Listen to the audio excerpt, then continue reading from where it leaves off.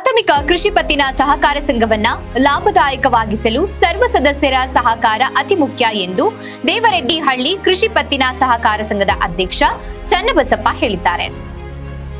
ಗುರುವಾರ ತಳಕು ಹೋಬಳಿಯ ದೇವರೆಡ್ಡಿಹಳ್ಳಿ ಗ್ರಾಮದ ಪ್ರಾಥಮಿಕ ಕೃಷಿ ಪತ್ತಿನ ಸಹಕಾರ ಸಂಘದ ಕಚೇರಿಯಲ್ಲಿ 2023-24ನೇ ಸಾಲಿನ 75ನೇ ಸರ್ವ ಸದಸ್ಯರ ವಾರ್ಷಿಕ ಮಹಾಸಭೆ ಗುರುವಾರ ನಡೆಯಿತು.